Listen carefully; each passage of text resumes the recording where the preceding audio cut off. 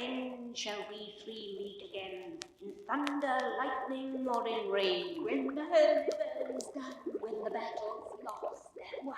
That will be ere the set of sun. Where the place? Upon the heath, there to meet with Macbeth. I come, Greymalkin. Patric calls. Anon. Fair is foul and foul is fair. Hover through the fog and filthy air.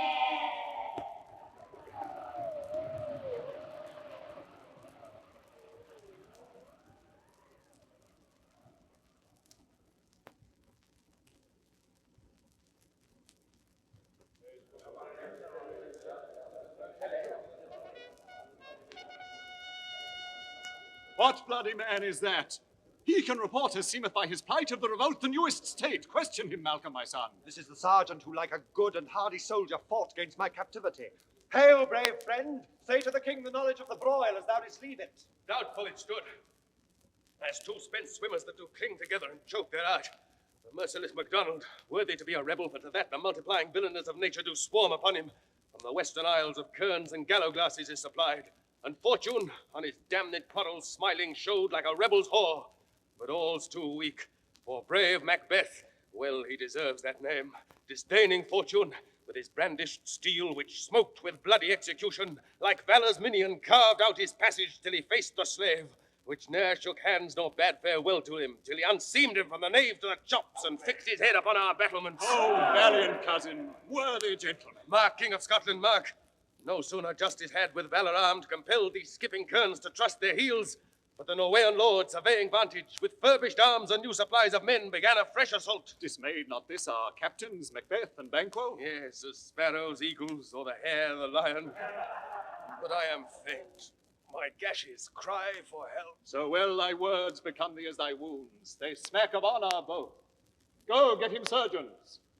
Who comes here? The worthy Thane of Ross. What a haste looks through his eyes. So should he look that seems to speak things strange. God save the king! Whence camest thou, worthy Thane? From Fife, great king, where the Norwegian banners flout the sky and fan our people cold. Norway himself, with terrible numbers, assisted by that most disloyal traitor, the Thane of Cawdor, began a dismal conflict, till that Bellona's bridegroom, lapped in proof, confronted him with self-comparisons, point against point, rebellious arm against arm, curbing his lavish spirit, and to conclude, the victory fell on us! Great happiness. And now Sweno, the Norway's king, craves composition. Nor would we deign him burial of his men, till he disbursed at St. Colm's Inch $10,000 to our general use. No more that Thane of Cawdor shall deceive our bosom interest. Go, pronounce his present death, and with his former title, greet Macbeth. I'll see it done. What he hath lost, noble Macbeth hath won.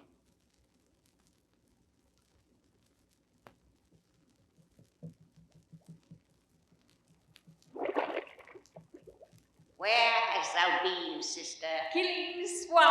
Sister, where thou? A sailor's wife had chestnuts in her lap, and munched and munched and munched. Give me, quoth I, a rointy which the rump-fed Runnion cries. Her husband's to a leper gone, master of the tiger. But in a sea of vigorous sail, and like a rat without a tail, I'll do, and I'll do. I'll give thee a wild Thou art kind, and I another. I myself have all the other.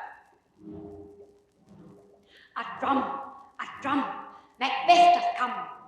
The weird sisters hand in hand, roosters of the sea and land, thus do go about, thrice to thine, and thrice to mine, thrice again to make up 9.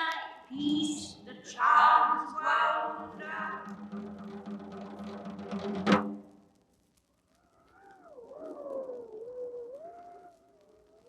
So foul and fair a day I have not seen. How far is Gaul to Forres? What are these, so withered and so wild in their attire, that look not like the inhabitants of the earth, and yet are on't? Live you, or are you aught that man may question? You seem to understand me by each at once her choppy finger laying upon her skinny lips.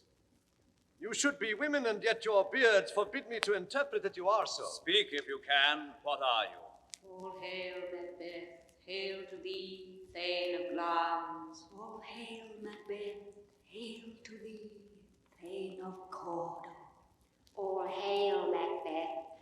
shalt be king hereafter.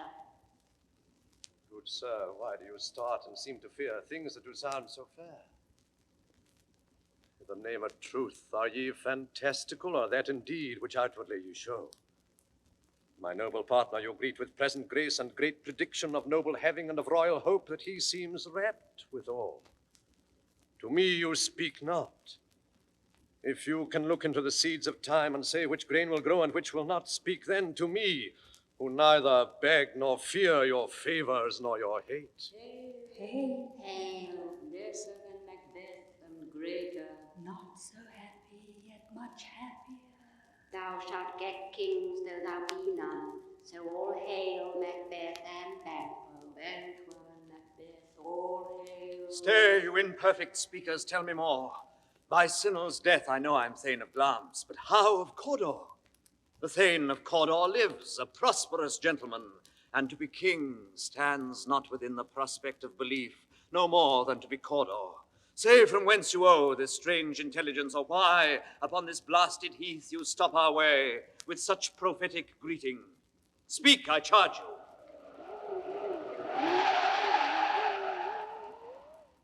The earth hath bubbles as the water has, and these are of them. Whither are they vanished? Into the air, and what seemed corporal melted as breath into the wind. Would they had stayed. Were such things here as we do speak about, or have we eaten on the insane root that takes the reason prisoner? Your children shall be kings. You shall be king. The Thane of Cawdor too, went it not so? To the self-same tune and word. My lords, Who's here? The lords of Ross and Angus. the king hath happily received, Macbeth, the news of thy success. And when he reads thy personal venture in the rebels' fight, his wonders and his praises do contend, which should be thine or his. As thick as hail came post with post, and every one did bear thy praises in his kingdom's great defence, and poured them down before him. We are sent to give thee from our royal master thanks, only to herald thee into his sight, not pay thee. And for an earnest of a greater honour, he bade me from him call thee Thane of Cawdor. In which addition, hail, most worthy Thane, for it is thine. What? Can the devil speak true? The Thane of Cawdor lives. Why do you dress me in borrowed robes? Who was the Thane, lives yet, but under heavy judgment bears that life which he deserves to lose. Whether he was combined with those of Norway, or did lie in the rebel Thane of Cawdor. The greatest is behind. I know not. But treason's capital confessed and proved have overthrown him. Thanks for your pains. Do you not hope your children shall be kings, when those that gave the Thane of Cawdor to me promised no less to them? That trusted home might yet enkindle you unto the crown besides the Thane of Cawdor. But 'tis strange. And oftentimes to win us to our harm, the instruments of darkness tell us truths, win us with honest trifles to betrays in deepest consequence. Cousins, a word, I pray you. How fares the king? Joy and strength has this day good cause. Two truths are told as happy prologues to the swelling act of the imperial theme. This supernatural soliciting cannot be ill, cannot be good. If ill, why hath it given me earnest of success, commencing in a truth? I am Thane of Cawdor. If good, why do I yield to that suggestion, whose horrid image doth unfix my hair, and make my seated heart knock at my ribs against the use of nature? Present fears are less than horrible imaginings. My thought, whose murder yet is but fantastical, shakes so my single state of man that function is smothered in surmise, and nothing is but what is not. Look how our partners ran. If chance will have me king, why chance me crown me without my stir? New honors come upon him like our strange garments, cleave not to their mold, but with the aid of use. Come what come may, time and the hour runs through the roughest day. Worthy Macbeth, do we stay upon your leisure? Give me your favor. My dull brain was wrought with things forgotten. Think upon what hath chanced, and at more time, the interim having weighed it, let us speak our free hearts each to other. Very gladly. Till then, enough. Kind gentlemen, your pains are registered where every day I turn the leaf to read them. Let us toward the king.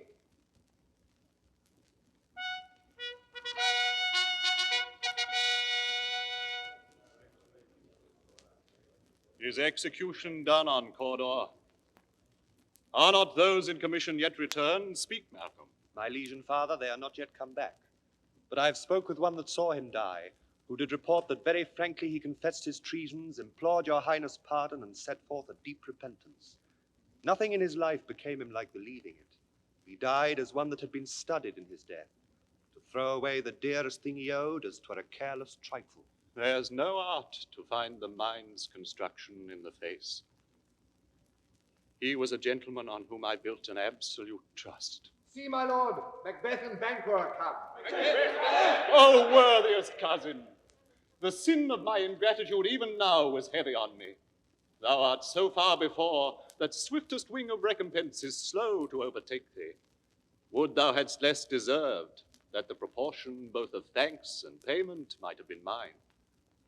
Only I have left to say, more is thy due, and more than all can pay. The service and the loyalty I owe in doing it pays itself. Your highness' part is to receive our duties, and our duties are to your throne and state children and servants, which do but what they should by doing everything safe toward your love and honor. Welcome hither.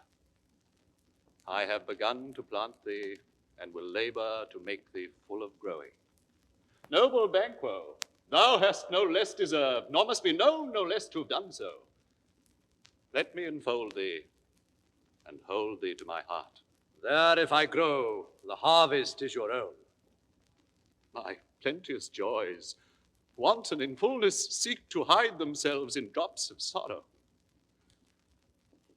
Sons, kinsmen, thanes, and you whose places are the nearest, know we will establish our estate upon our eldest, Malcolm, whom we name hereafter the Prince of Cumberland, which honor must not unaccompanied invest him only, but signs of nobleness like stars shall shine on all deservers. Prince of Cumberland! Prince of Cumberland! Prince of Cumberland! Prince of Cumberland. That is a step on which I must fall down, or else I'll leap, for in my way it lies. Stars, hide your fires. Let not light see my black and deep desires. The eye wink at the hand. Yet let that be which the eye fears when it is done to see. From hence to Inverness, and bind us to you further, good Macbeth. The rest is labor which is not used for you. I'll be myself the harbinger, and make joyful the hearing of my wife with your approach. So humbly take my leave.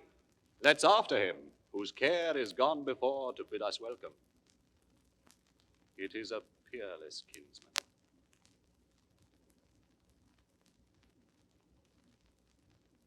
They met me in the day of success, and I have learned by the perfectest report they have more in them than mortal knowledge. When I burned in desire to question them further, they made themselves air, into which they vanished.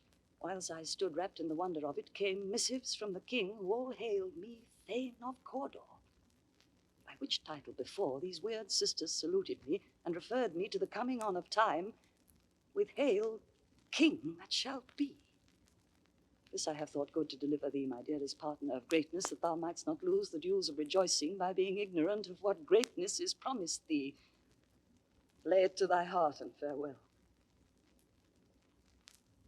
Glamis thou art, and Cawdor, and shalt be what thou art promised. Yet do I fear thy nature.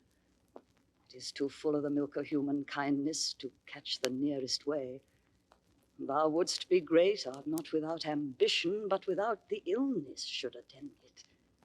What thou wouldst highly, that wouldst thou holily, wouldst not play false, and yet wouldst wrongly win. Thou'st have great glams, that which cries, thus thou must do, if thou'd have it. That which rather thou dost fear to do, than wishest should be undone. Hie thee hither, that I may pour my spirits in thine ear, and chastise with the valour of my tongue all that impedes thee from the golden round, which fate and metaphysical aid doth seem to have thee crowned withal. My lady. What is your tidings? The king comes here tonight. Art mad to say? Is not thy master with him, who whatso would have informed for preparation? So please you, it is true. Our Thane is coming. One of my fellows had the speed of him, who, almost dead for breath, had scarcely more than would make up his message. Give him tending, he brings great news. I'll see it done, good madam. The raven himself is hoarse, that croaks the fatal entrance of Duncan under my battlements.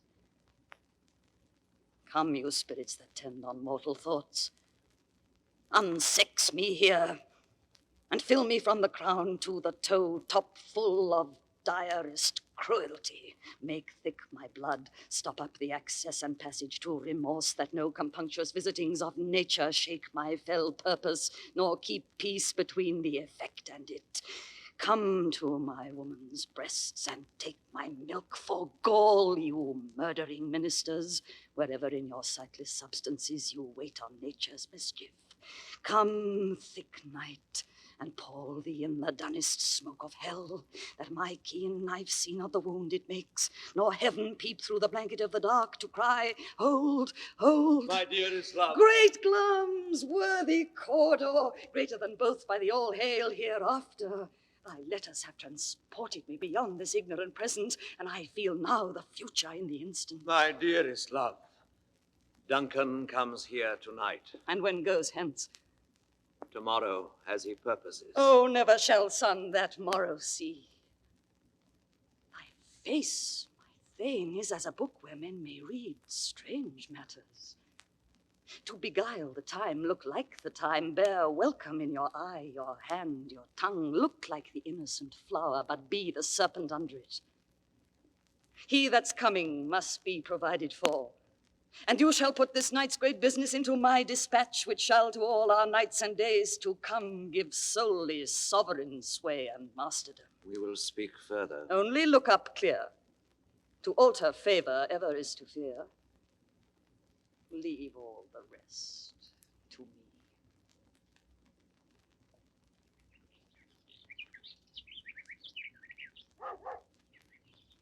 This castle hath a pleasant seat.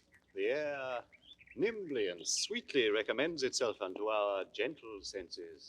This guest of summer, the temple-haunting martlet, does approve by his loved mansionry that the heaven's breath smells wooingly here.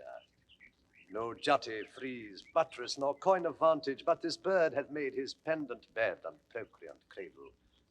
Where they most breed and haunt, I have observed, the air is delicate. See, our honored hostess. My most gracious lord. The love that follows us sometime is our trouble, which still we thank as love. Herein I teach you how you shall bid God illness for your pains, and thank us for your trouble. All our service at every point, twice done and then done double, where poor and single business to contend against those honours deep and broad, wherewith your majesty loads our house. For those of old and the late dignities heaped up to them, we rest your hermits. Where's the Thane of Cawdor? We coursed him at the heels and had a purpose to be his purveyor. But he rides well, and his great love, sharp as his spur, hath holp him to his home before us. Fair and noble hostess, we are your guest tonight. Your servants ever have theirs themselves, and what is theirs in comp to make their audit at your highness' pleasure, still to return your own. Give me your hand. Conduct me to mine host. We love him highly, and shall continue our graces towards him. By your leave, hostess.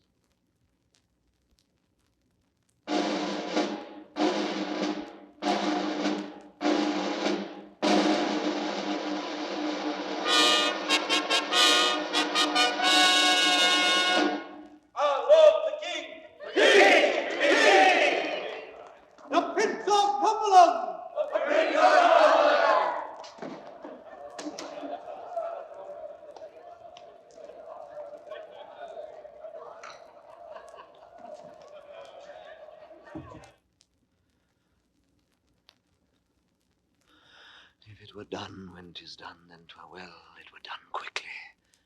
If the assassination could trammel up the consequence and catch with his surcease success. But this blow might be the be-all and the end-all here. But here, upon this bank and shoal of time, we jump the life to come. But in these cases we still have judgment here, that we but teach bloody instructions which being taught return to plague the inventor. This even-handed justice commends the ingredients of our poisoned chalice to our own lips. Is here in double trust. First, as I am his kinsman and his subject, strong both against the deed. Then as his host, who should against his murderer shut the door, not bear the knife myself. Besides, this Duncan has borne his faculties so meek, has been so clear in his great office, that his virtues will plead like angels, trumpet-tongued against the deep damnation of his taking off, and pity like a naked newborn babe, striding the blast, or heaven's cherubim, horsed upon the sightless couriers of the air, shall blow the horrid deed in every eye. The tears shall drown the wind. I have no spur to prick the sides of my intent, but only vaulting ambition which o'erleaps itself and falls on the other. Anna, what news? He hath almost supped. Why have you left the chamber? Hath he asked for me? Know you not he has? We will proceed no further in this business. Honored me of late, and I have bought golden opinions of all sorts of people which should be worn now in their newest gloss, not cast aside so soon. Was the hope drunk wherein you dressed yourself? Hath it slept since, and wakes it now to look so green and pale at what it did so freely? From this time such I account thy love. Art thou afeard to be the same in thine own act and valour as thou art in desire? Wouldst thou have that which thou esteem'st the ornament of life, and live a coward in thy own esteem, letting I dare not wait upon I would like the poor cat of the adage? Prithee, peace. I dare do all that may become a man. Who dares do more is none. What beast was then that made you break this enterprise to me? When you durst do it, then you were a man. And to be more than what you were, you would be so much more the man. Nor time nor place did then adhere, and yet you would make both. They have made themselves, and that their fitness now doth unmake you. I have given suck, and know how tender 'tis to love the babe that milks me. I would, while it was smiling in my face, have plucked my nipple from his boneless gums, and dashed the brains out, had I so sworn as you have done to this. If we should fail. We fail? But screw your courage to the sticking place, and we'll not fail. When Duncan is asleep, whereto the rather shall his day's hard journey soundly invite him, his two chamberlains will I with wine and wassail so convince that memory, the warder of the brain, shall be a fume, and the receipt of reason a limbeck only. When in swinish sleep their drenched natures lie as in a death, what cannot you and I perform upon the unguarded Duncan? What not put upon his spongy officers, who shall bear the guilt of our great quell? Bring forth men children only, for thy undaunted metal should compose nothing but males. Will it not be received when we have marked with blood those sleepy two of his own chamber, and used their very daggers? That they have done? Who dares receive it other, as we shall make our griefs and clamour roar upon his death? I am settled, and bend up each corporal agent to this terrible feat. Away, and mock the time with fairest show. False face must hide what the false heart doth know.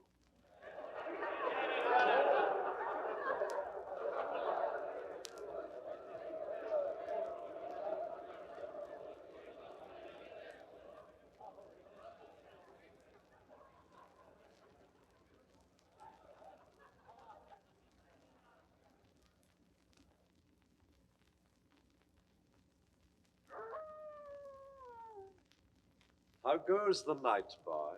The moon is down. I have not heard the clock. And she goes down at 12. I take 'tis later, father. Hold, take my sword. There's husbandry in heaven, Thy candles are all out. Take thee that too. A heavy summons lies like lead upon me, and yet I would not sleep. Merciful powers restrain in me the cursed thoughts that nature gives way to in repose.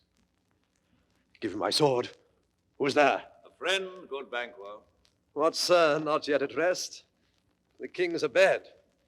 He hath been an unusual pleasure and sent great largesse to your offices. This diamond he greets your wife withal by the name of most kind hostess and shut up in measureless content. Being unprepared, our will became the servant to defect, which else should free have wrought. All's well. I dreamt last night of the three weird sisters. To you they have showed some truth. I think not of them. Yet when we can entreat an hour to serve, we would spend it in some words upon that business, if you would grant the time. At your kindest leisure. If you shall cleave to my consent, when 'tis, it shall make honor for you. So I lose none in seeking to augment it, but still keep my bosom franchised and allegiance clear. I shall be consul. Good repose the while. Thanks, sir. The like to you. Come, boy. Oh, there, Seyton. My lord? Go bid thy mistress, when my drink is ready, she strike upon the bell.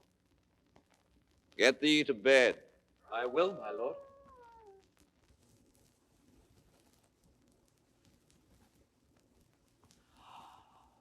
Is this a dagger which I see before me, the handle toward my hand? Come, let me clutch thee. I have thee not, and yet I see thee still. Art thou not fatal vision sensible to feeling as to sight? Or art thou but a dagger of the mind, a false creation proceeding from the heat oppressed brain? I see thee yet, in form as palpable as this which now I draw. Thou marshallest me the way that I was going, and such an instrument I was to use. Mine eyes are made the fools of other senses, or else worth all the rest. I see thee still, and on thy blade and dudgeon gouts of blood, which was not so before. There's no such thing. It is the bloody business which informs thus to mine eyes. Now o'er the one half world, nature seems dead, and wicked dreams abuse the curtain's sleep.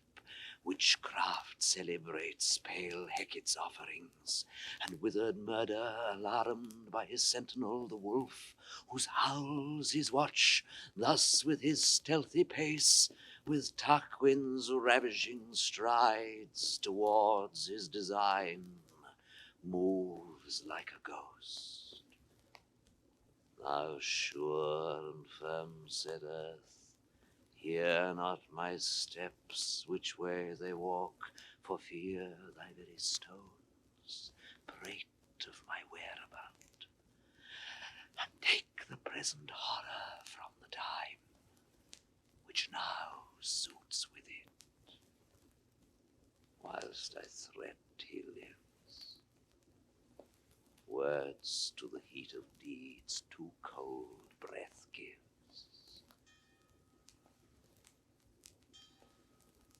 I go, and it is done.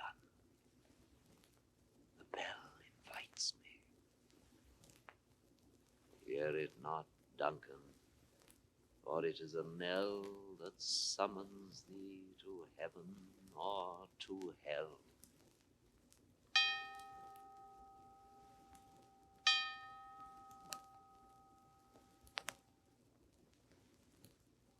That which hath made them drunk hath made me bold. What hath quenched them hath given me fire. Hark! Peace. It was the owl that shrieked, the fatal bell which gives this first good night.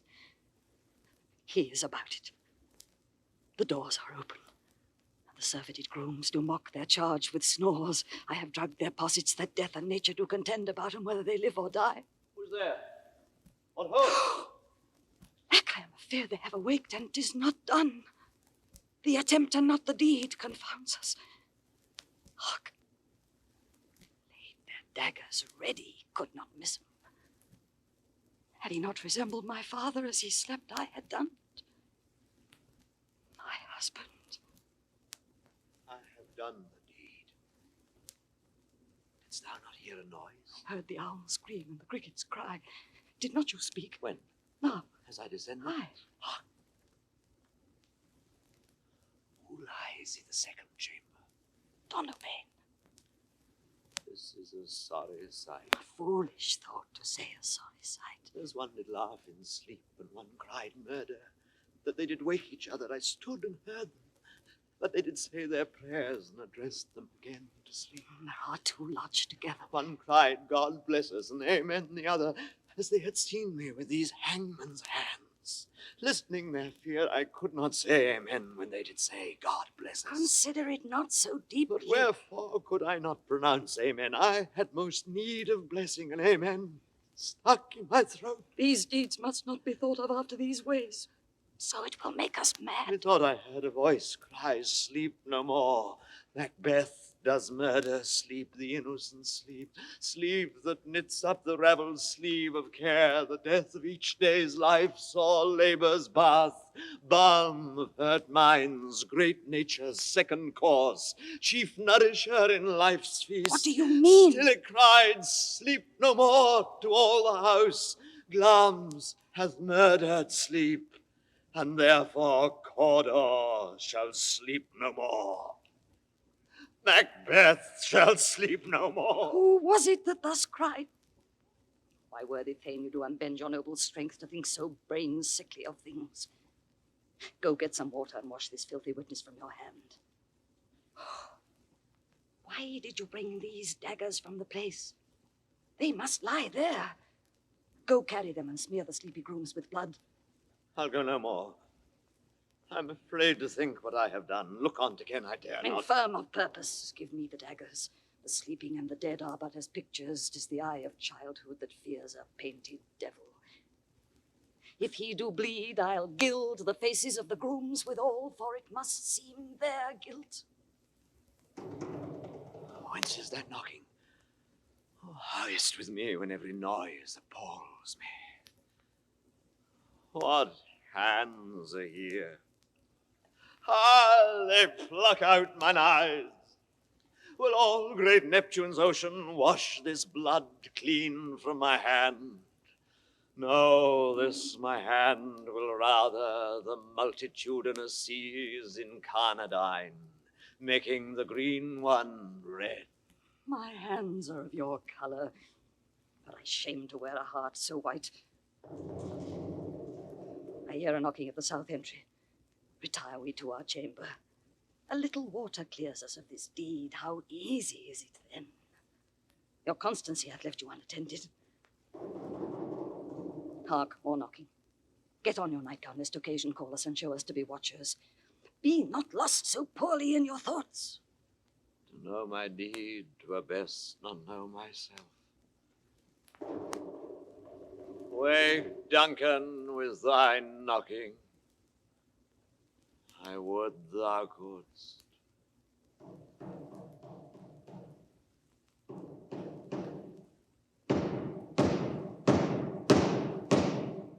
Here's a knocking indeed. If a man were Potter of Hillgate, he should have old turn in the key. Knock, knock, knock. Who's there in the name of Beelzebub? Oh, here's a farmer that hanged himself on the expectation of plenty. Come in time, have napkins enow about you here. You'll sweat for it. Knock, knock, knock. Who's there? Faith, here's an English tailor coming there for stealing out of a French horse. Oh, come in, tailor. Here you may roast your goose. Knock, knock, never quiet. Hush. What are you? Oh, but this place is too cold for hell. I'll devil Potter it no further. I had thought to have let in some of all professions that go the primrose way to the everlasting bonfire. Unknown, unknown! I pray ye remember the porter. Was it so late, friend, ere you went to bed that you could lie so late? Faith, sir, we were carousing till the second cock. And drink, sir, is a great provoker of three things. What three things does drink especially provoke? Marry, sir, nose painting, sleep, and urine. Literally, sir, it provokes and unprovokes. It provokes the desire, but it takes away the performance. Therefore, much drink may be said to be an equivocator with lechery. It makes him and it mars him. It sets him on and it takes him off. It persuades him and disheartens him. Makes him stand to and not stand to. In conclusion, equivocates him in his sleep and giving him the lie, leaves him. I believe drink gave thee the lie last night. Aye, that did sir the very throat on me. But I requited him for his lie, and I think being too strong for him, though I took up my legs sometime, yet I made a shift to cast him. Here's thy master stirring. Ah, knocking has awaked him. Here he comes. Good morrow, noble sir. Good morrow, both. Is the king stirring, worthy Thane? Not yet. He did command me to call timely on him. I have almost slipped the hour. I'll bring you to him, Macduff. I know this is a joyful trouble to you, but yet 'tis one. The labour we delight in physics pain. This is the door. I'll make so bold to call, for 'tis my limited service. Goes the king hence today? He does. He did appoint so, Lennox. The night has been unruly. Where we lay, our chimneys were blown down, and as they say, lamentings heard in the air, strange screams of death, and prophesying with accents terrible of dire combustion and confused events new hatched the woeful time. The obscure bird clamoured the livelong night. Some say the earth was feverous and did shake. It was a rough night. My young remembrance cannot parallel a fellow to it. Oh, horror! Horror! Horror!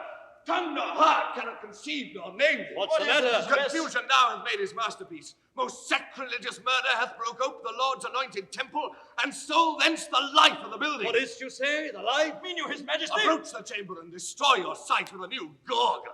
Do not bid me speak. See, and then speak yourselves. Awake, awake! Ring the alarm bell! Murder and treason! Banquo, Donalbain, Malcolm, awake! Shake off this downy sleep, death's counterfeit, and look on death itself! Malcolm, Banquo! What's the business that such a hideous trumpet calls to parley the sleepers of the house? Speak! Speak! Oh, gentle lady, 'tis not for you to hear what I can speak. The repetition in a woman's ear would murder as it fell. What now, Macduff? Oh, Banquo. Banquo, our royal masters, murdered. Oh, alas! What in our house? Too cruel anywhere. Dear Duff, I prithee contradict thyself and say it is not so. Had I but died an hour before this chance, I had lived a blessed time. For from this instant there's nothing serious in mortality. All is but toys, renown and grace is dead.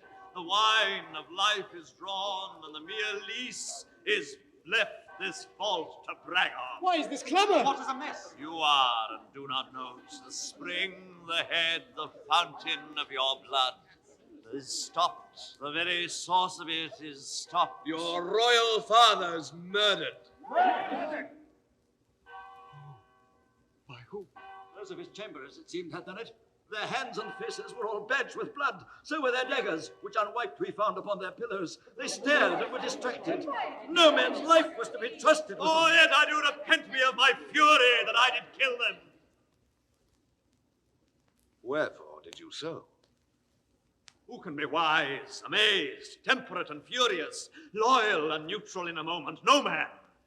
The expedition of my violent love outran the pauser reason. Here lay Duncan, his silver skin laced with his golden blood, and his gashed stabs looked like a breach in nature for ruin's wasteful entrance. There the murderers, steeped in the colours of their trade, their daggers unmannily breached with gore.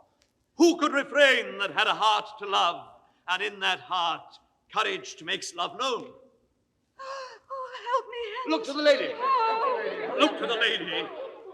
And when we have our naked frailties hid that suffer in exposure, let us meet and question this most bloody piece of work to know it further. Fears and scruples shake us. In the great hand of God I stand. And thence against the undivulged pretense I fight of treasonous malice. And so do I. Oh! Let's briefly put on manly readiness and meet in the hall together.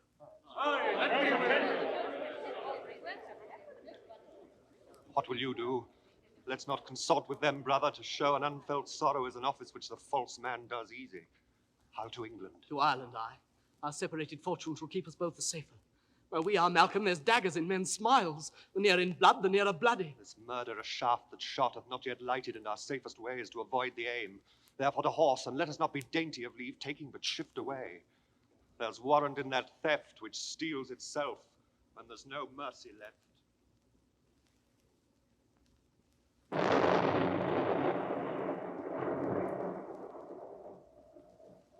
Lord Ross. Good morrow, sir. 70 I can remember well, within the volume of which time I have seen hours dreadful and things strange. But this last night hath trifled former knowings. Ah, good father, thou seest the heavens, as troubled with man's act, threatens his bloody stage. By the clock 'tis day, and yet dark night strangles the travelling lamp. This night's predominance o'er the day's shame, that darkness does the face of earth entomb, when living light should kiss it. 'Tis unnatural, even like the deed that's done. On Tuesday last, a falcon, towering in her pride of place, was by a mousing owl hawked at and killed. And Duncan's horses, the thing most strange and certain, beauteous and swift, the minions of their race, turned wild in nature, broke their stalls, flung out, contending against obedience, as they would make war with mankind. 'Tis said they ate each other. They did so, to the amazement of mine eyes that looked upon it. Here comes the good Macduff. How goes the world, sir, now? Why, see you not? Is known who did this more than bloody deed? Those that Macbeth hath slain. Alas the day, what good could they pretend? They were suborned, Ross. Malcolm and Donalbain, the king's 2 sons, were stolen away and fled, which puts upon them suspicion of the deed. Then 'tis most like the sovereignty will fall upon Macbeth. He is already named and gone to Scone to be invested. Will you to Scone? No, cousin. I'll to Fife. Well, I will thither. Well, may you see things well done there. Adieu. Lest our old robes sit easier than our new. Farewell, father. God's benison go with you, and with those that would make good of bad, and friends of foes.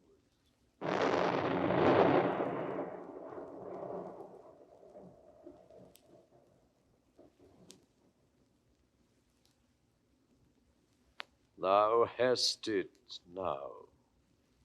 King, Cawdor, Glamis, all as the weird women promised. And I fear thou playedst most foully fought. Yet it was said it should not stand in thy posterity, but that myself should be the root and father of many kings. If there comes truth from them, as upon thee, Macbeth, their speeches shine, why, by the verities on thee made good, may they not be my oracles as well, and set me up in hope? The king! The king! But hush no more.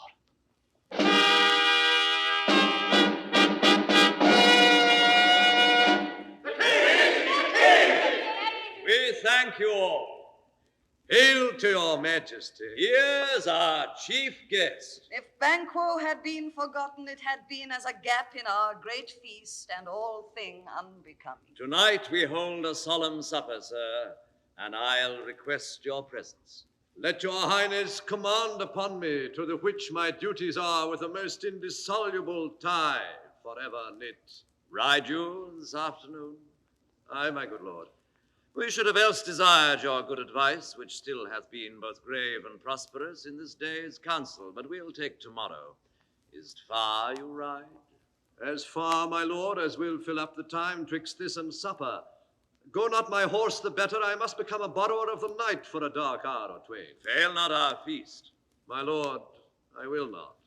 We hear our bloody cousins are bestowed in England and in Ireland, not confessing their cruel parricide, filling their hearers with strange invention, but of that tomorrow, when wherewithal we shall have cause of state craving us jointly.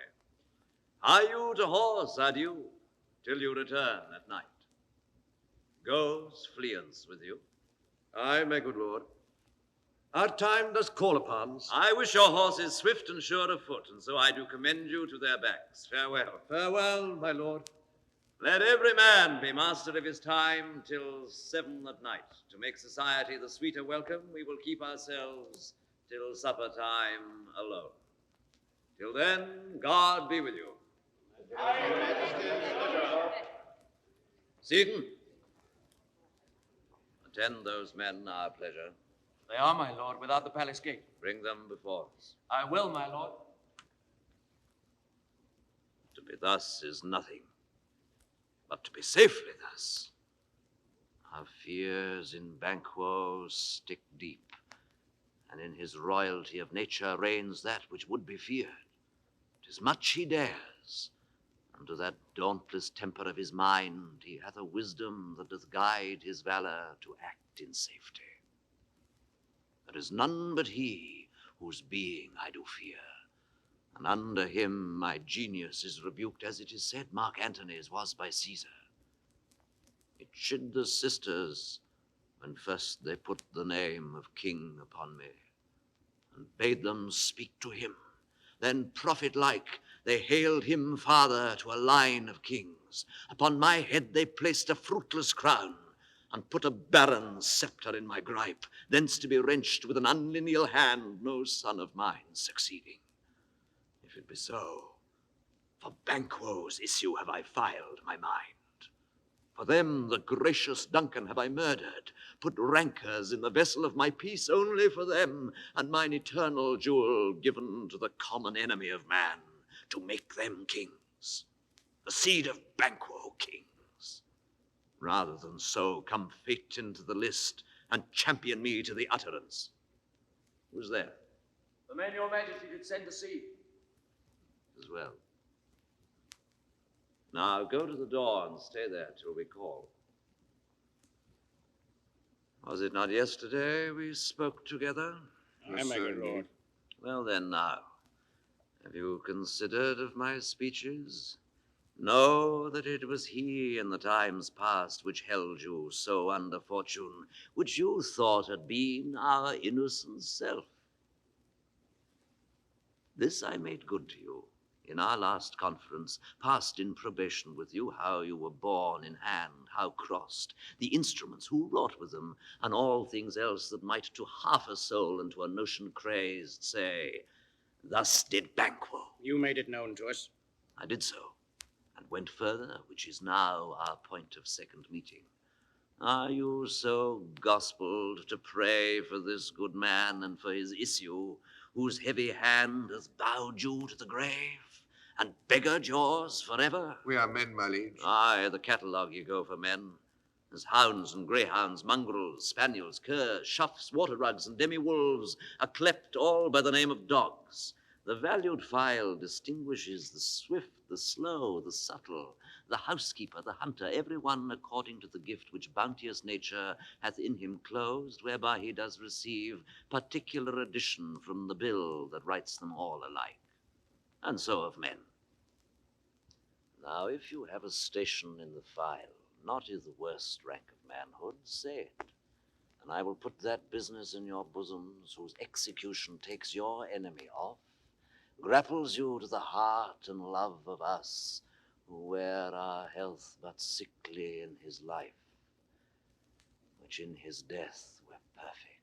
I am one, my liege, whom the vile blows and buffets of the world hath so incensed that I am reckless what I do to spite the world. And I another, so weary with disasters, tugged with fortune, that I would set my life on any chance to mend it or be rid of it.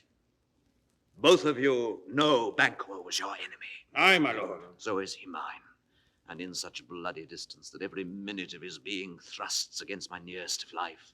And though I could with barefaced power sweep him from my sight and bid my will avouch it, yet I must not, for certain friends that are both his and mine, whose loves I may not drop, but wail his fall, who I myself struck down, and thence it is that I to your assistance do make love, masking the business from the common eye for sundry weighty reasons. We shall, my lord, perform what you command us. Though our lives... Your spirits shine through you.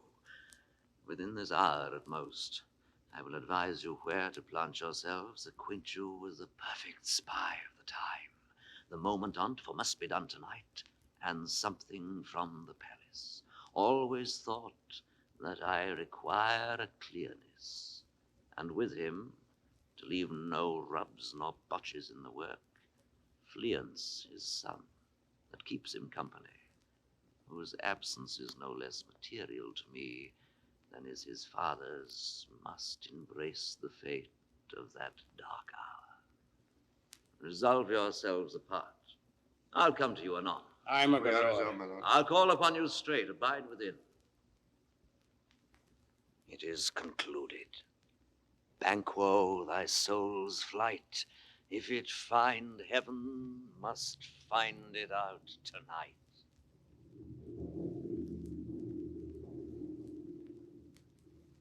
Is Banquo gone from court? Aye, madam, but returns again tonight. Say to the king I would attend his leisure for a few words. Madam, I will.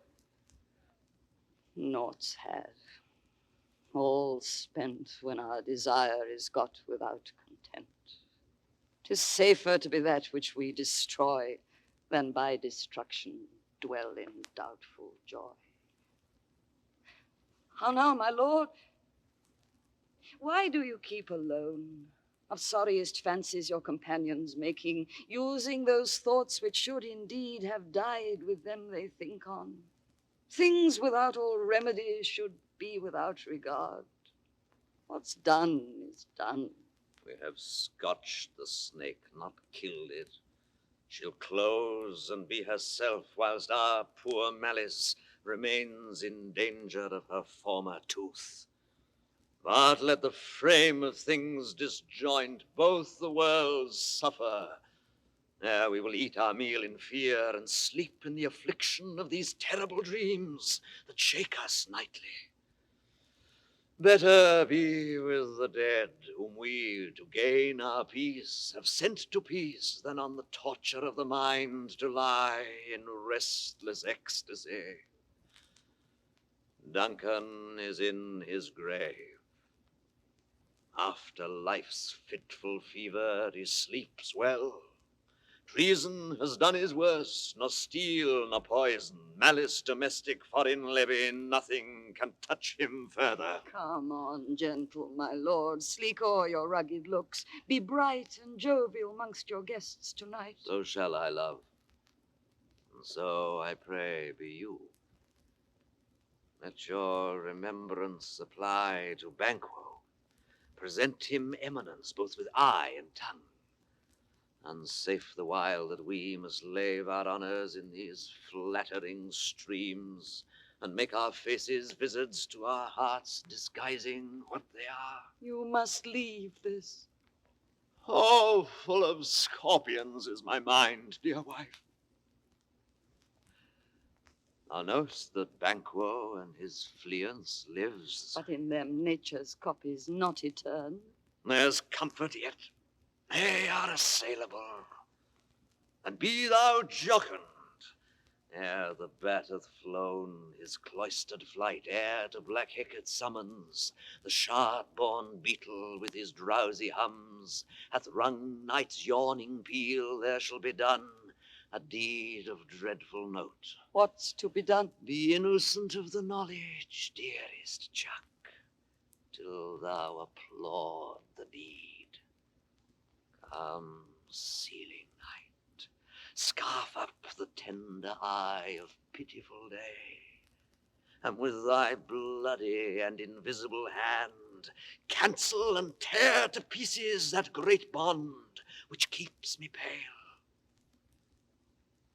Light thickens, and the crow makes wing to the rooky wood. Good things of day begin to droop and drowse, whiles night's black agents to their prey to rouse. Thou marvelest at my words, but hold thee still. Things bad begun make strong themselves by ill.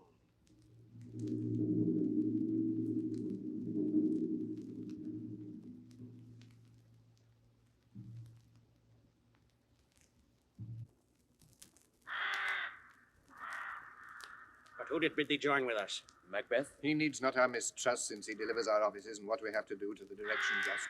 Men, stand with us. The west yet glimmers with some streaks of day. Now spurs the lated traveller apace to gain the timely inn, and near approaches the subject of our watch. Hark! I hear horses. Give us a light there. Then 'tis he. The rest that are within the note of expectation already are in the court. His horses go about almost a mile, but he does usually, so all men do. From hence to the palace gate make it their walk. A light, a light. 'Tis he. Stand to it. It will be rain tonight. Let it come down! Century! Fly, good Fleance! Fly, fly, fly! Thou mayst revenge! Oh, slave! Who did strike out the light or stop the way? There's but one down. The sun is fled. We have lost best half of our affair. Well, let's away and say how much 'tis done.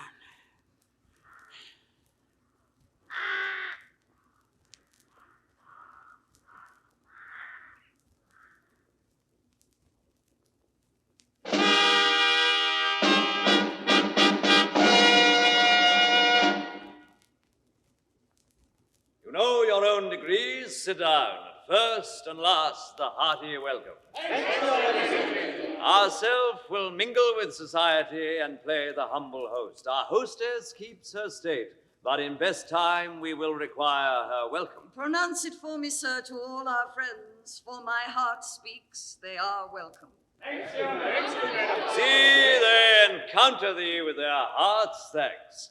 Both sides are even. Here I'll sit in the midst. Be large in mirth. Anon we'll drink a measure the table round. My lord.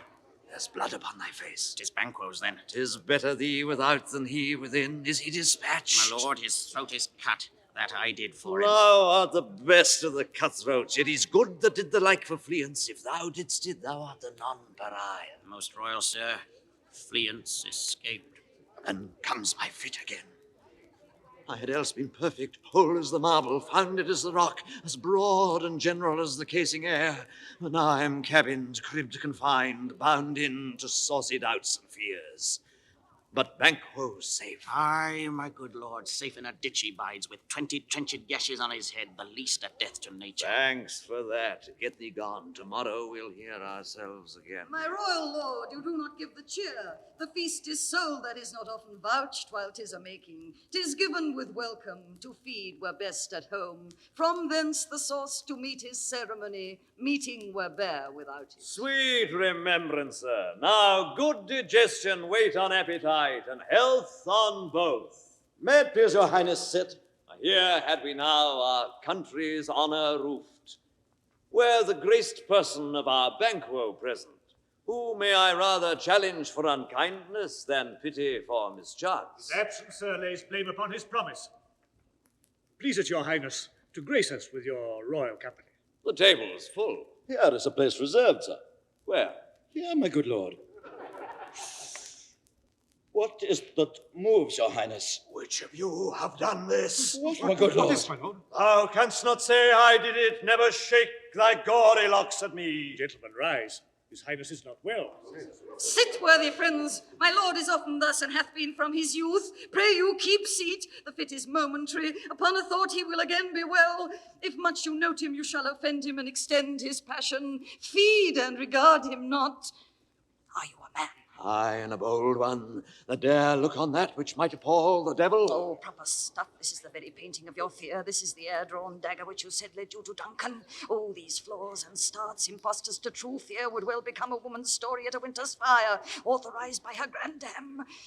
Shame itself, why do you make such faces? When all's done, you look but on a stool. Prithee, see there. Behold, look, lo, I say you. Why, what care I?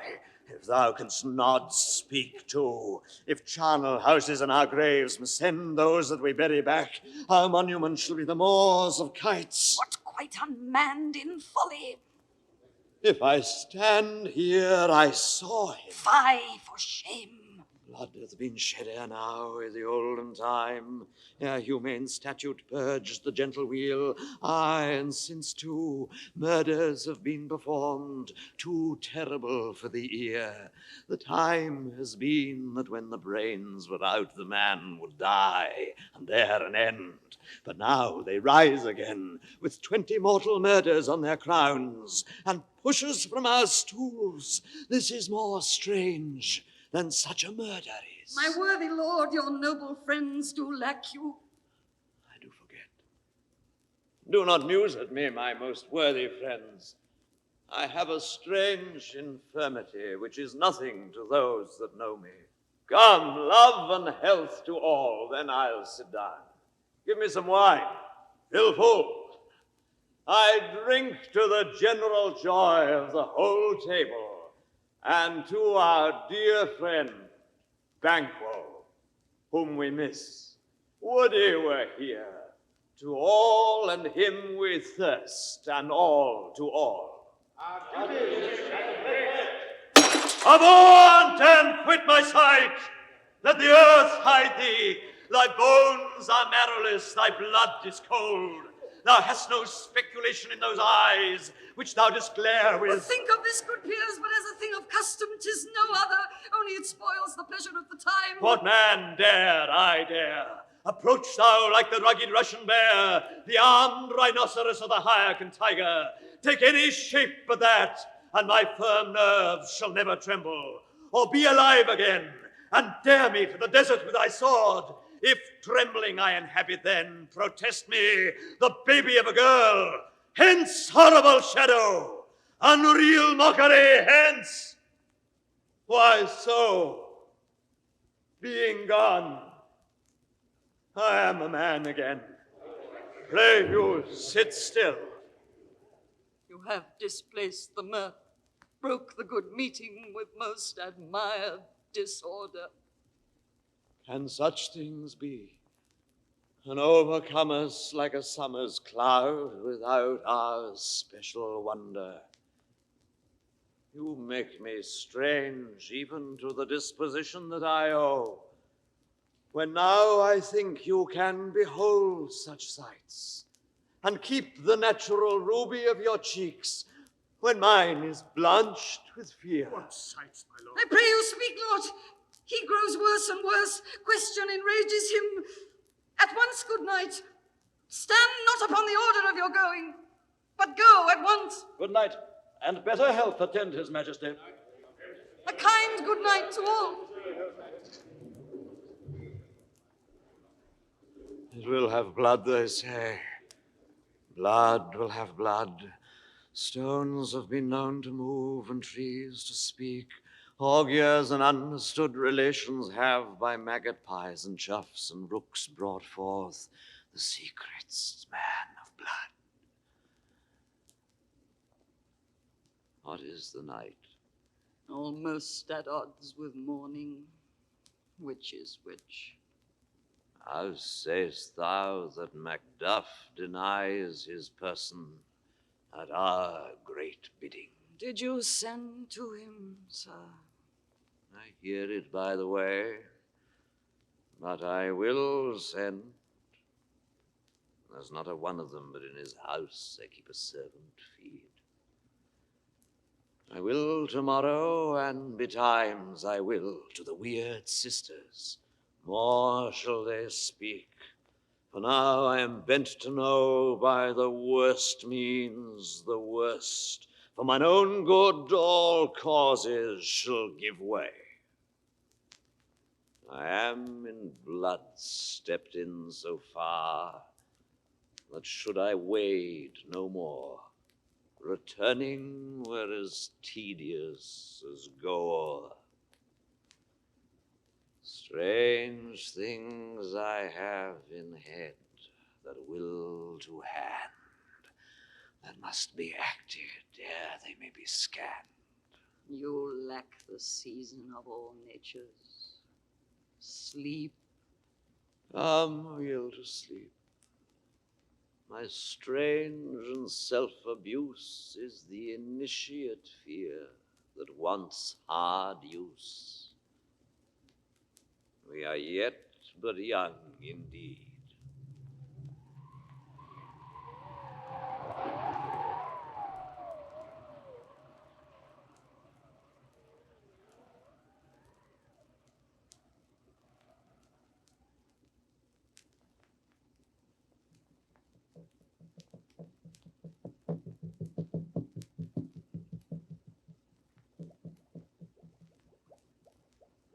Thrice the brinded cat cooed. Thrice and once the hedge pig whined.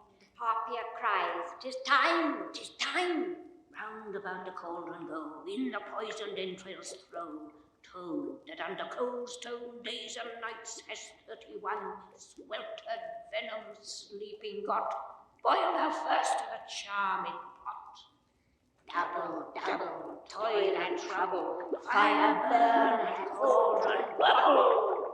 Fillet of a fenny snake in the cauldron boil and bake. Eye of Newton, toe of frog, wool of bat, tongue of dog, adder's fork, and blind worm sting, lizard's leg and owlet's wing, for a charm of powerful trouble, like a hell frog boil and bubble. Double, double, toil and trouble, fire burn and cauldron bubble. Cool it with a baboon's blood, then the charm is firm and good.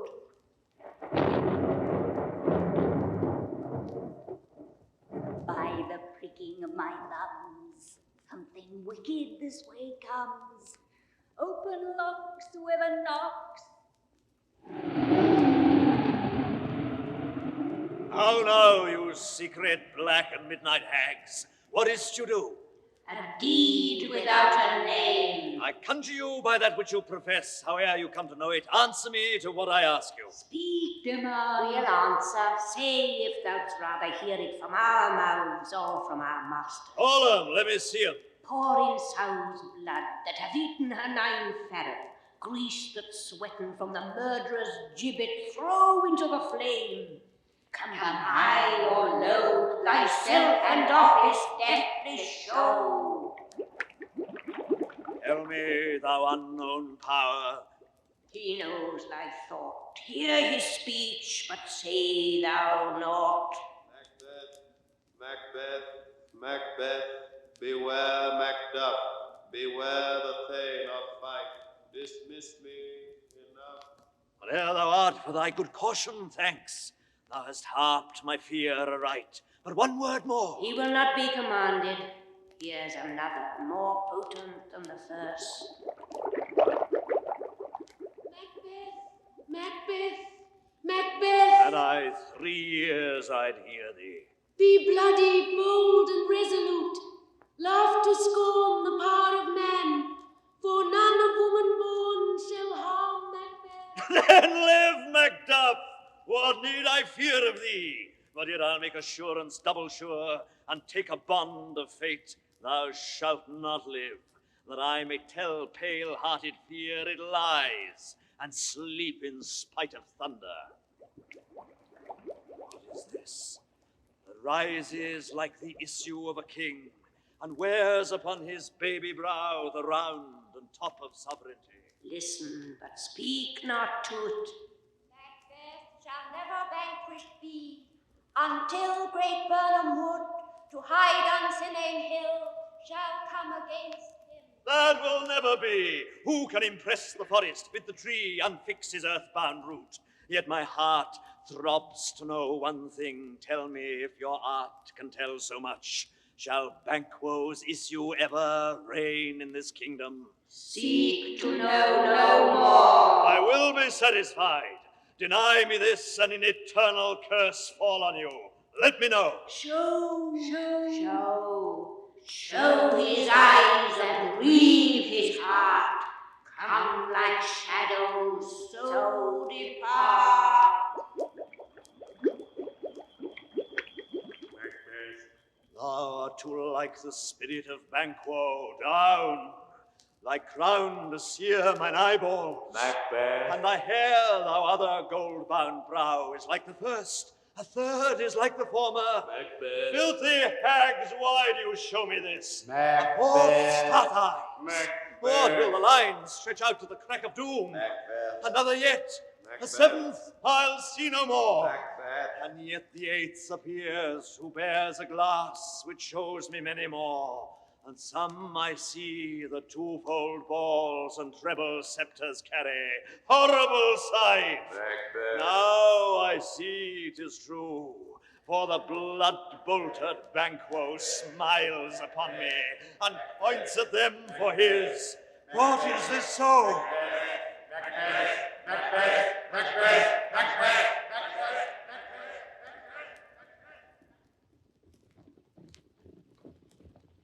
Where are they gone?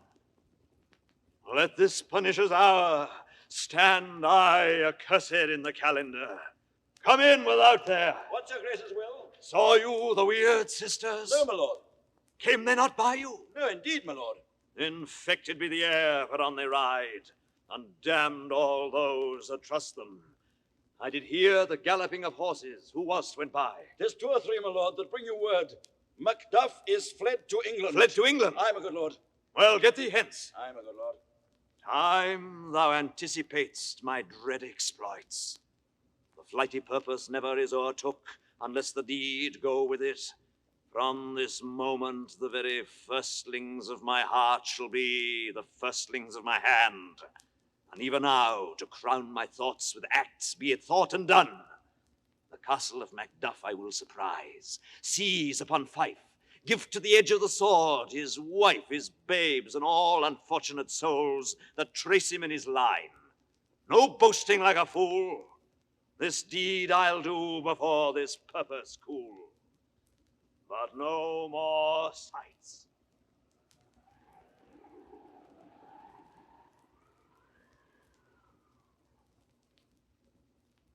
What had he done to make him fly the land? You must have patience, madam. He had none, Ross.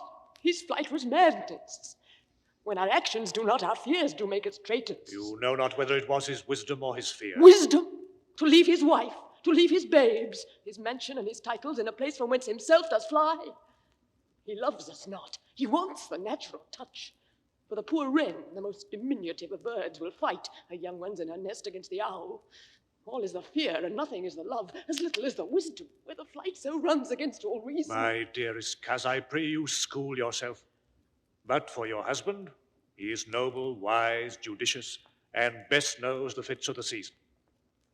I dare not speak much further, but cruel are the times when we are traitors and do not know ourselves, when we hold rumour from what we fear, yet know not what we fear, but float upon a wild and violent sea each way and move. I take my leave of you. Shall not be long, but I'll be here again. Things at the worst will cease, or else climb upward to what they were before. My pretty cousin, blessings upon you. Fathered he is, and yet he's fatherless. I am so much a fool, should I stay longer? It would be my disgrace and your discomfort. I take my leave at once. Sirrah, your father's dead. And what will you do now? How will you live? As birds do, mother. What with worms and flies? With what I get, I mean, and so do they. Poor bird, thou'dst never fear the net nor lime, the pitfall nor the gin. Why should I, mother? Poor birds they are not set for. My father is not dead for all your saying. Yes, he is dead. How wilt thou do for a father?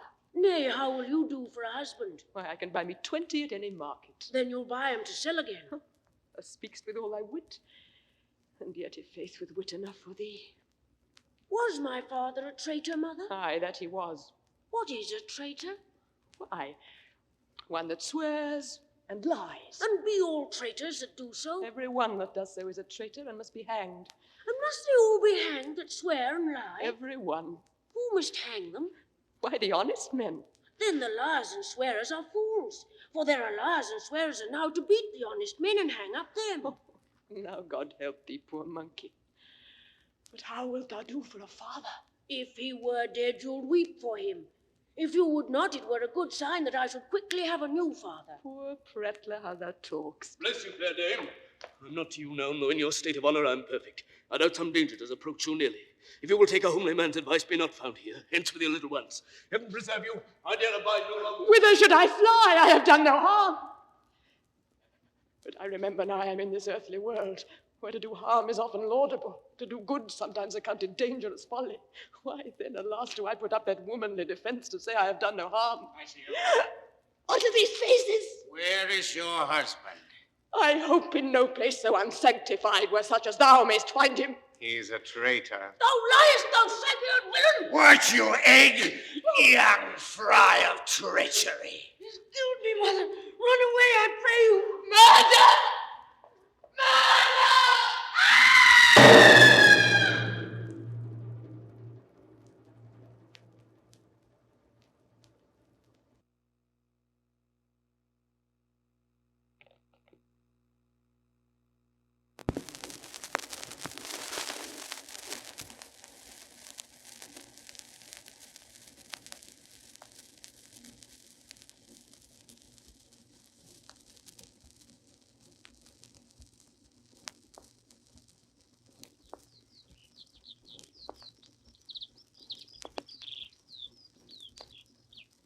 Let us seek out some desolate shade, and there weep our sad bosoms empty. Let us rather hold fast the mortal sword, and like good men bestride our downfall and birthdom. Each new morn, new widows howl, new orphans cry, new sorrows strike heaven on the face, that it resounds as if it felt with Scotland, and yelled out like syllable of dolour. Hear me, Macduff. What I believe, I'll wail. What know, believe. And what I can redress as I shall find the time to friend, I will. What you have spoken may be so perchance. This tyrant whose sole name blisters our tongues was once thought honest. You have loved him well. He hath not touched you yet. I am young, but something you may deserve of him through me, and wisdom to offer up a weak, poor, innocent lamb to appease an angry god. I am not treacherous, Malcolm. But Macbeth is. A good and virtuous nature may recoil in an imperial charge. I have lost my hopes. Perchance even there where I did find my doubts.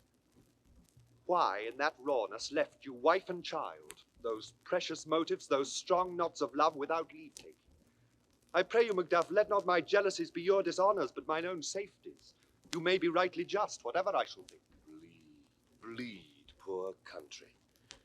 Great tyranny, lay thou thy bases sure, for goodness dare not check thee. Wear thou thy wrongs, the title is afeard. Fare thee well, prince. I would not be the villain that thou think'st for the whole space that's in the tyrant's grasp, and the rich east to boot. Be not offended. I speak not as an absolute fear of you. I think our country sinks beneath the yoke. It weeps, it bleeds, and each new day a gash is added to her wounds. I think withal there would be hands uplifted in my right, and here from gracious England have I offer of goodly thousands. But for all this, when I shall tread upon the tyrant's head or wear it on my sword, yet my poor country shall have more vices than it had before, more suffer and more sundry ways than ever by him that shall succeed. What should he be? It is myself, I mean, in whom I know all the particulars of vice so grafted that when they shall be opened, black Macbeth will seem as pure as snow, and the poor state esteem him as a lamb being compared with my confineless heart. Not in the legions of horrid hell can come a devil more damned in evils to top Macbeth. I grant him bloody, luxurious, avaricious, false, deceitful, sudden, malicious, smacking of every sin that has a name. But there's no bottom, none in my voluptuousness. Your wives, your daughters, your matrons, and your maids could not fill up the cistern of my lust, and my desire all continent impediments would o'erbear that did oppose my will. Better Macbeth than such a one to reign. Boundless intemperance in nature is a tyranny. It hath been the untimely emptying of the happy throne and fall of many kings. But fear not yet to take upon you what is yours. You may convey your pleasures in a spacious plenty, and yet seem cold the time you may so hoodwink. With this there grows in my most ill-composed affection such a staunchless avarice that were I king, I should cut off the nobles for their lands, desire his jewels and this other's house, and my more having would be as a sauce to make me hunger more, that I should forge quarrels unjust against the good and loyal, destroying them for wealth. This avarice sticks deeper, grows with more pernicious roots than summer-seeming lust. And it hath been the sword of our slain kings. Yet do not fear. Scotland hath foisons to fill up your will of your mere own. All these are portable with other graces, Wade. But I have none. A king becoming graces as justice, verity, temperance, stableness, I have no relish of, but abound in the division of each several crime, acting it many way. Nay, had I power, I should pour the sweet milk of concord into hell, uproar the universal peace, confound all unity on earth. Oh, Scotland, Scotland! If such a one be fit to govern, speak. I am as I have spoken. Fit to govern? No, not to live. Fare thee well. These evils thou repeat'st upon thyself have banished me from Scotland. Oh, my breast, thy hope ends here. Macduff, this noble passion, child of integrity, hath from my soul wiped the black scruples, reconciled my thoughts to thy good truth and honor. Even now I put myself to thy direction, and unspeak mine own detractions, here abjure the taints and blames I laid upon myself for strangers to my nature. What I am truly is thine and my poor country's to command. Whither indeed, before thy here approach, old Seward with 10,000 warlike men already at a point was setting forth. Now we'll together and the chance of goodness be like our warranted quarrel. Why are you silent? Such welcome and unwelcome things at once, 'tis hard to reconcile. My lords. See, who comes here? My countryman, but yet I know him not. Ah, my ever-gentle cousin, welcome hither. I know him now. Good God, betimes remove the means that make us strangers. Welcome, Ross. I thank your highness. Stand Scotland where it did. Alas, poor country, almost afraid to know itself. It cannot be called our mother, but our grave. Where nothing but who knows nothing is once seen to smile. Where sighs and groans and shrieks that rend the air are made, not marked. Where violent sorrow seems a modern ecstasy. The dead man's knell is there scarce asked for who. And good men's lives expire before the flowers in their caps, dying or ere they sicken. Oh, relation too nice, and yet too true. What's the newest grief? That of an hour's age doth hiss the speaker. Each minute teems a new one. How does my wife? Why, well. And all my children? Well, too. The tyrant has not battered at their peace. No. They were well at peace when I did leave them. Be not a niggard of your speech. How goes it? When I came hither to transport the tidings, which I have heavily borne, there ran a rumour of many worthy fellows that were out, which was to my belief witness the rather, for that I saw the tyrant's power afoot. Now is the time of help. Your eye in Scotland would create soldiers, make our women fight, to doff their dire distresses. Be it their comfort we are coming thither. Gracious England hath lent us good Seward and 10,000 men, an older and a better soldier, none that Christendom gives out. Would I could answer this comfort with the like.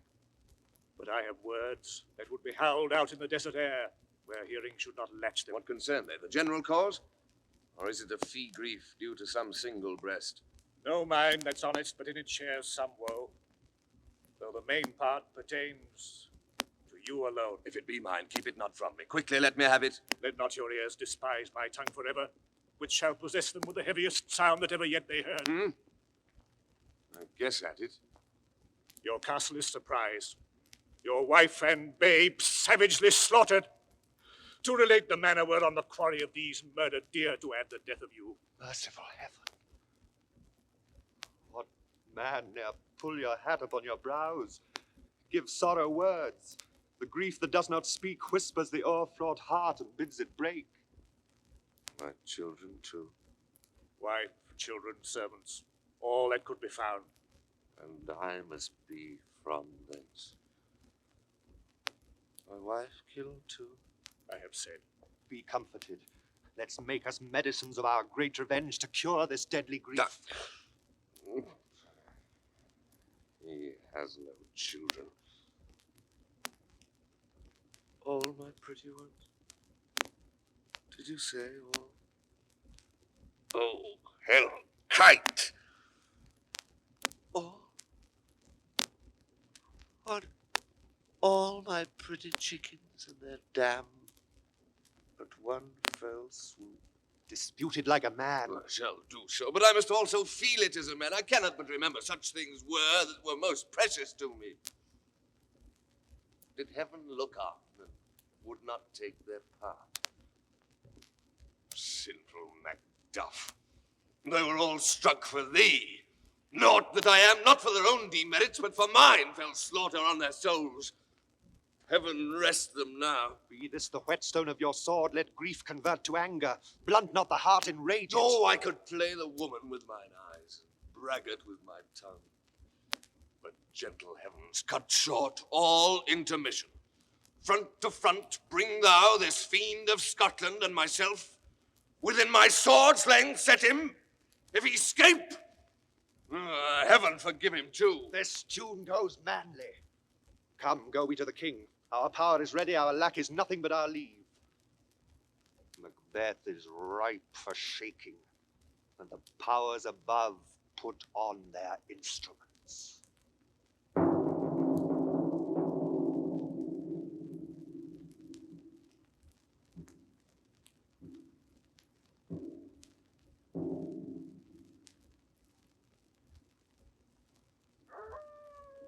I have 2 nights watched with you, but can perceive no truth in your report. When was it she last walked? Since His Majesty went into the field, I have seen her rise from her bed, throw her nightgown upon her, unlock her closet, take forth paper, fold it, write upon it, read it, afterwards seal it, and again return to bed. Yet all this while in a most fast sleep. A great perturbation in nature to receive at once the benefit of sleep and do the effects of watching. In this slumbery agitation, besides her walking and other actual performances, what at any time have you heard her say? That, sir, which I will not report after her. You may to me, and 'tis most meet you should. Neither to you nor anyone, having no witness to confirm my speech. Lo you, here she comes. This is her very guise, upon my life fast asleep. Observe her, stand close. How came she by that taper? Why, it stood by her. She has light by her continually. 'Tis her command. You see, her eyes are open. Aye, but their sense is shut. What is it she does now? Look how she rubs her hands. It is an accustomed action with her to seem thus washing her hands. I have known her continuing this a quarter of an hour. Yet here's a spot. Hark, she speaks. I will set down what comes from her to satisfy my remembrance the more strongly. Out, damned spot, out, I say. 1, 2, why then 'tis time to do it. Hell is murky. Find the Lord fire, soldier and afeard. What need we fear? Who knows it when none can call our power to account?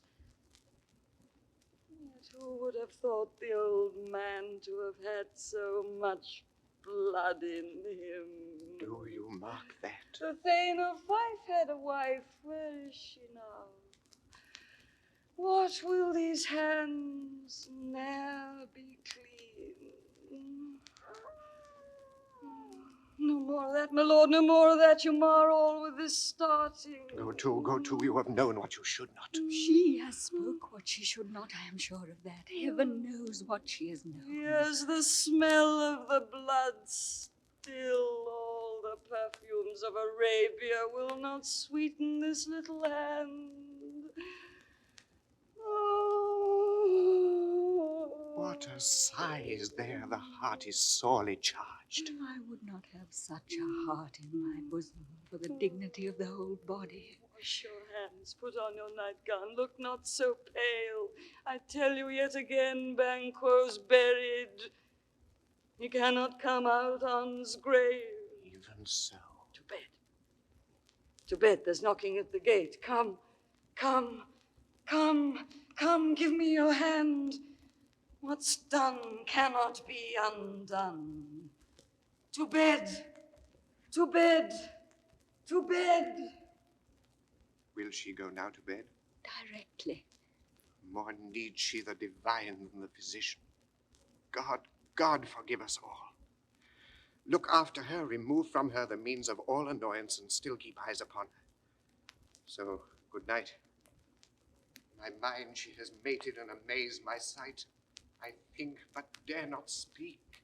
Good night, good doctor.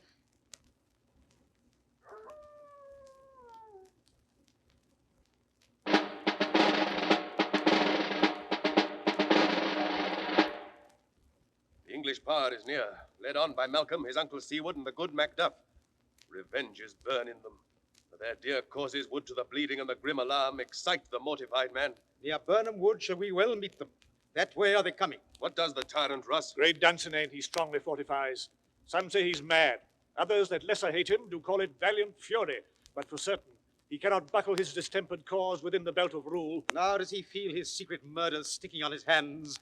Now military revolts upbraid his faith breach. Those he commands move only in command, nothing in love. Now does he feel his title hang loose about him, like a giant's robe upon a dwarfish thief. Who then shall blame his pestered senses to recoil and start, when all that is within him does condemn itself for being there? Well, march we on, to give obedience where 'tis truly owed. Meet we the medicine of the sickly wheel, and with him pour we in our country's purge each drop of us. Make we our march towards Burnham.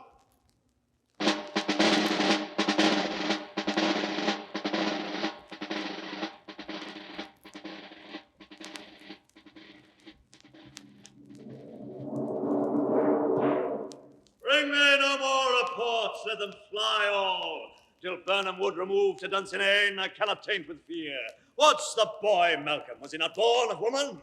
The spirits that know all mortal consequences have pronounced me thus. Fear not, Macbeth. No man that's born of woman shall e'er have power upon thee. Then fly, false thanes, and mingle with the English epicures. The mind I sway by, and the heart I bear, shall never sag with doubt, nor shake with fear.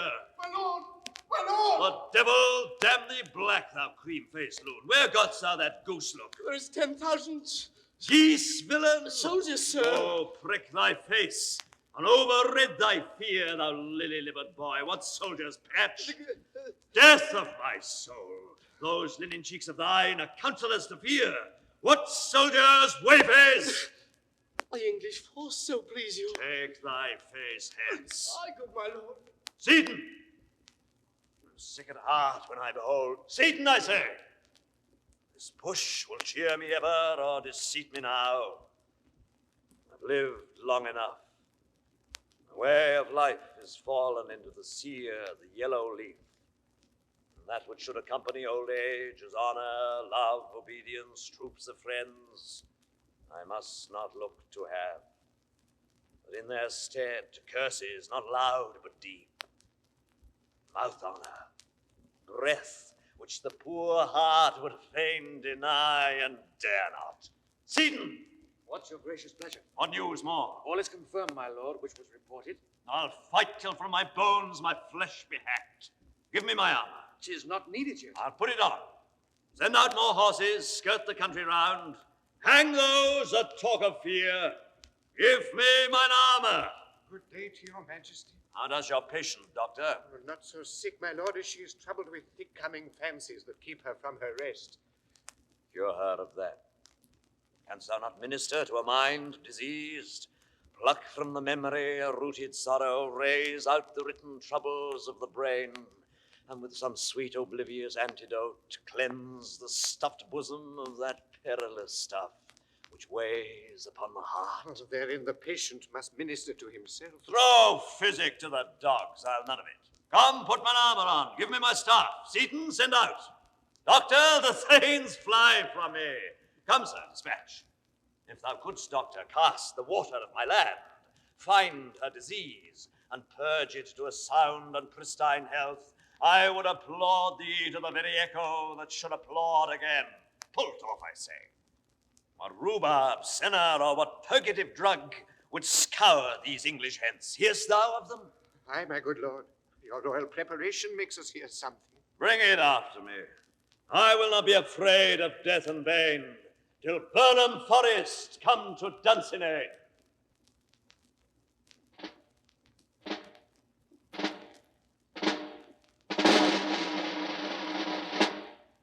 What wood is this before us? The wood of Burnham. Let every soldier hew him down a bough and bear it before him.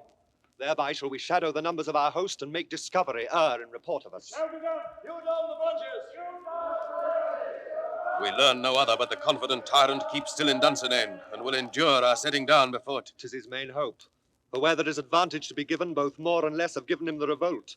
and none serve with him but constrained things whose hearts are absent too. Let our just censures attend the true event, and put we on industrious soldiership. The time approaches that will with due decision make us know what we shall say we have, and what we owe. Towards which, advance the war!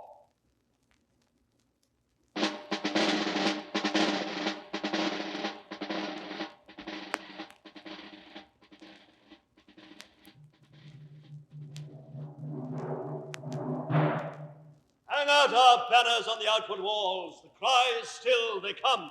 Our castle strength will laugh a siege to scorn. Here let them lie, till famine and the ague eat them up. Were they not forced with those that should be ours, we might have met them dareful, beard to beard, and beat them backward home. What is that noise? It is the cry of women, my good lord. I've almost forgot the taste of fears. The time has been my senses would have cooled to hear a night shriek, and my fell of hair would at a dismal treatise rouse and stir, as life were in't.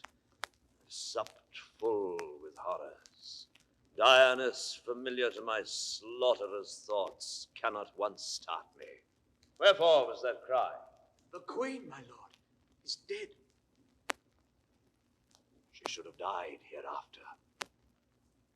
There would have been a time for such a word.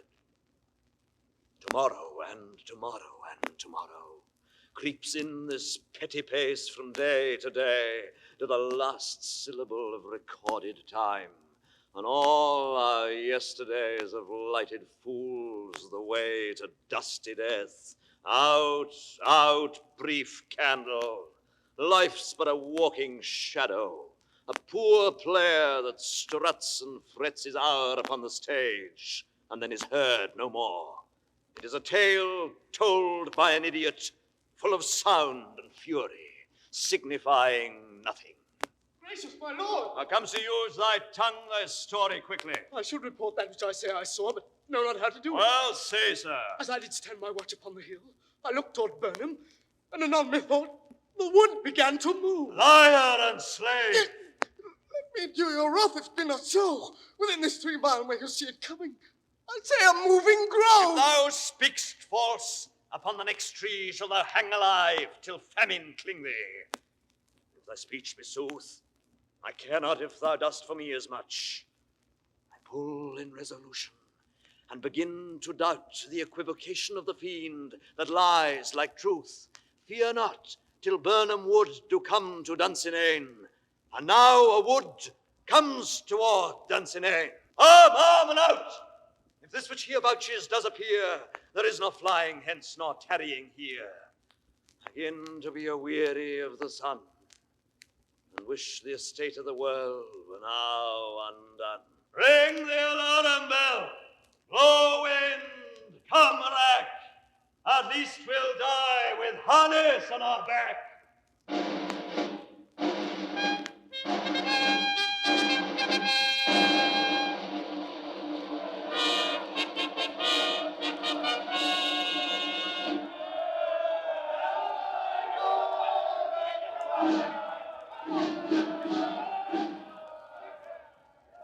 That way the noise is. Tyrant, show thy face! Thou beast slain, and with no stroke of mine, my wife and children's ghosts will haunt me still. Kill and strike at wretched kerns whose arms are hired to bear their staves. Either thou, Macbeth, or else my sword with an unbattered edge I sheathe again undeeded. There thou shouldst be!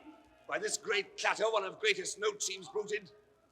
Let me find him, fortune, and more I beg not.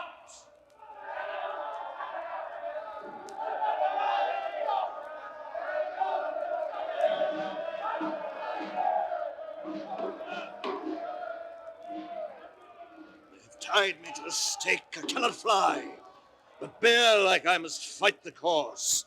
What's here that was not born of woman? Such a one am I to fear or none. Turn, hellhound!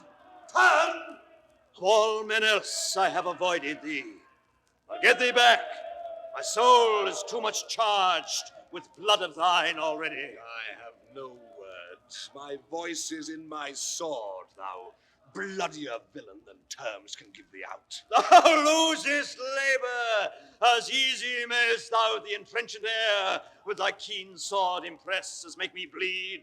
Let fall thy blade on vulnerable crests. I bear a charmed life, which must not yield to one of woman born. Despair thy charm, and let the angel whom thou still hast served tell thee Macduff was from his mother's womb untimely ripped.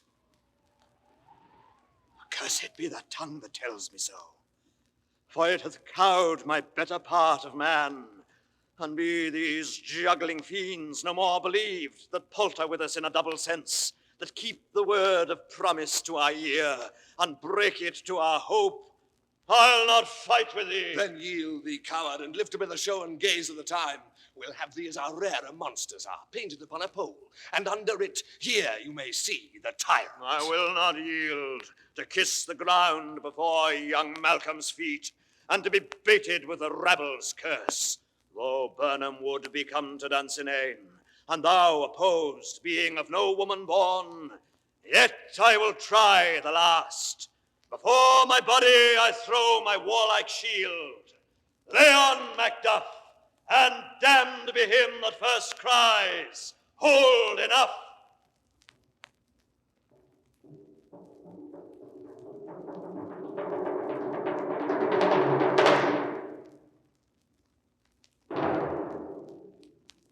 Hail, Malcolm, King of Scotland!